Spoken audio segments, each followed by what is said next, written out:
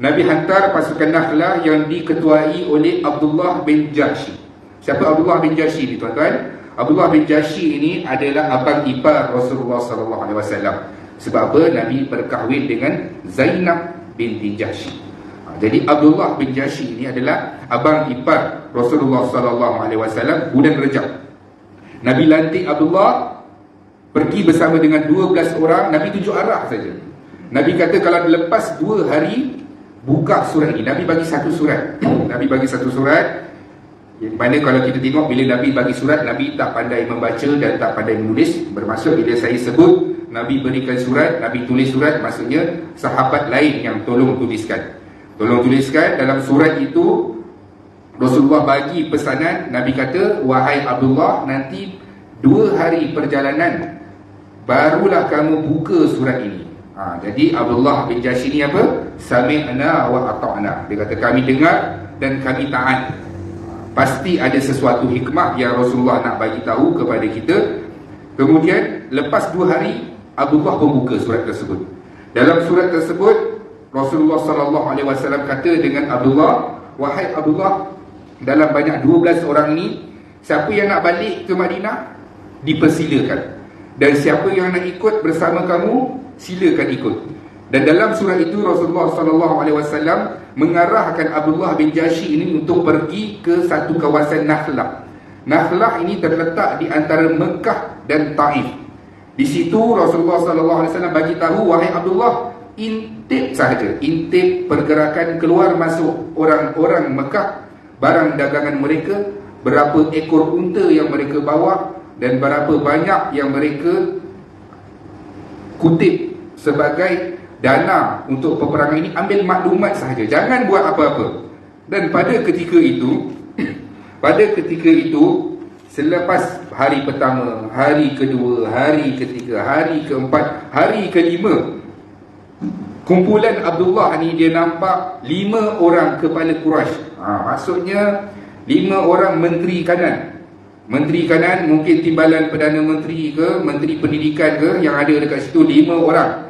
Antaranya dalam tu ada Umayyah bin Khalaf. Nama-nama yang masyhur ketika di Mekah dahulu, menyiksa, membunuh, menawan ataupun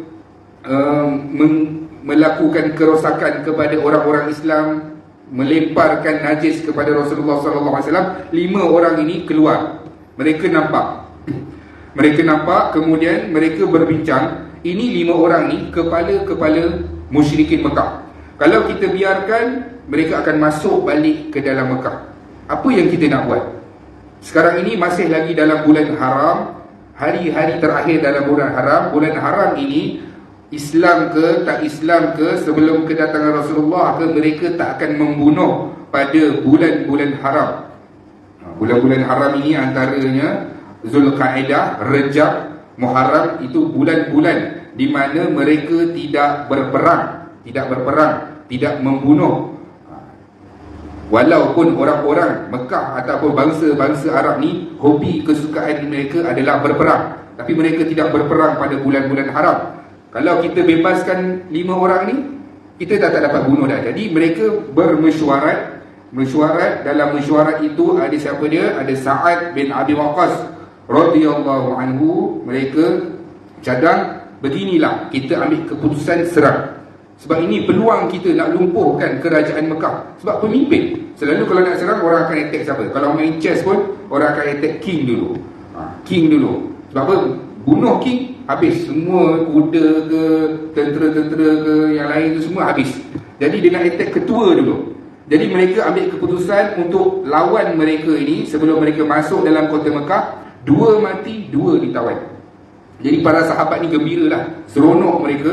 Mereka bawa balik 2 orang tawanan tersebut dengan harta ghanimah rampasan mereka, balik ke Madinah, letakkan tawanan tersebut 2 orang tadi di dalam Masjid Nabawi bersama dengan barang-barang tawanan mereka. Maksudnya ghanimah, harta rampasan tu. Itu memang menjadi kelaziman kalau mereka berperang ke, semua harta ataupun semua tawanan, apa-apa sahaja masalah di Madinah akan dibawa ke Masjid Nabawi. Dan ketika itu Rasulullah sallallahu alaihi wasallam pergi ke Masjid Nabawi. Nabi tengok, ini apa ni? Nabi tengok, ni kenapa ni? dua orang yang sedang diikat dan di sebelahnya ada longgokan harta. Apa jawab Abdullah bin Jahsy ni? Dia kata, Alhamdulillah, wahai pesuruh Allah, ini dua orang ini adalah tawanan kami, dan harta-harta yang berada di sebelah ini adalah harta yang kami rampas daripada serangan tadi. Kemudian belum pun habis bercakap, Rasulullah dah merah dah muka. Merah muka, timbul satu urat yang lurus tu. Kalau orang dia marah, dia akan timbul satu urat dekat dahi dia tu, Nabi. Dan Rasulullah SAW akan marah kalau perkara itu melanggar syariat ataupun hukum Allah sahaja. Itu sahaja Nabi akan marah. Jadi bila Nabi marah, sahabat nampak bahawa Rasulullah tengah marah. Muka Nabi merah. Nabi kata apa? Ma'ala hadza amartukum. Aku tak suruh kamu buat benda ni. Yang aku suruh, pergi intip, tulis, catat berapa orang keluar, berapa orang masuk, berapa dagangan masuk, berapa dagangan keluar. Itu sahaja. Sekarang ini aku tak nak ambil tahu apa-apa. Dua orang tebusan ni, kamu selesaikan.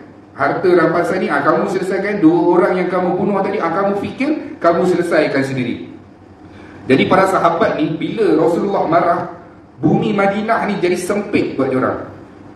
Bumi Madinah ni jadi sempit. Macam kita lah, kita duduk kampung Jijan ni, tiba-tiba kita buat satu kesalahan, orang lain pandang kita usyaslek je, bercakap tentang kita. Bumi Jijan ini jadi sempit buat kita. Begitulah juga para sahabat. Bila Rasulullah kata, aku tak nak ambil tahu, sekarang kamu selesaikanlah sendiri. Para sahabat ni jadi sempit. Hati mereka jadi sempit, dan ianya telah diberitahu oleh Allah di dalam Al-Quran. Mana sahabat ni, apa yang boleh buat? Mereka bertaubatlah. Mereka bertaubat kepada Allah Subhanahu Wa Taala, di samping mereka menunggu wahyu untuk membersihkan nama mereka. Kemudian Allah turunkan ayat daripada surah Al-Baqarah ayat 217. Apa yang Allah beritahu? Mereka bertanya kepadamu, wahai Muhammad, ini bulan haram, kamu berperang dalam bulan haram. Allah bagi tahu kepada Rasulullah SAW, ini bulan haram. Mereka kata, kami yang musyrikin ni pun tak berperang dalam bulan haram. Ini kamu pula orang Islam berperang dalam bulan haram. Apa yang nak jawab ni? Apa yang nak jawab? Allah Subhanahu Wa Taala bagi tahu kepada Rasulullah SAW melalui wahyu, katakanlah, berperang dalamnya adalah besar dosanya. Allah bagi tahu, Allah tidak kompromi dalam hal ini. Allah bagi tahu memang salah berperang di dalam bulan haram, salah satu dosa besar. Tetapi Allah bagi tahu, tetapi menghalangi orang daripada jalan Allah, orang-orang kafir ini yang mereka menentang orang Islam, mengusir orang Islam, curi harta orang Islam, bunuh orang Islam, itu adalah jauh lebih besar dosanya di sisi Allah. Maksudnya Allah bagi tahu apa? Allah bagi tahu memang apa yang kamu buat, sahabat buat ini salah. Maksud apa? Berperang, membunuh dalam bulan haram adalah satu kesalahan dan berdosa. Bagi tahu mereka, wahai Muhammad, sesungguhnya apa yang mereka lakukan suatu ketika dahulu di Mekah, menghalang dakwah, membunuh orang Islam, curi harta orang-orang Islam, keluar berhijrah, mereka curi harta yang berada di rumah-rumah orang yang berhijrah tersebut, itu jauh lebih besar daripada membunuh dalam bulan haram. Lalu Rasulullah SAW bertemu dengan sahabat tadi, yang 12 orang tadi, beritahu kepada mereka, sesungguhnya Allah telah mengampunkan kamu. Sesungguhnya itu adalah perkara yang baik di sisi Allah Subhanahu Wa Taala. Bahawasanya Abdullah bin Jahsy adalah pemimpin perang yang pertama dalam sejarah Islam, dan dua orang tawanan ini adalah tawanan pertama bawah kerajaan Islam. Dan harta-harta rampasan perang ini adalah merupakan harta ghanimah pertama di dalam Islam.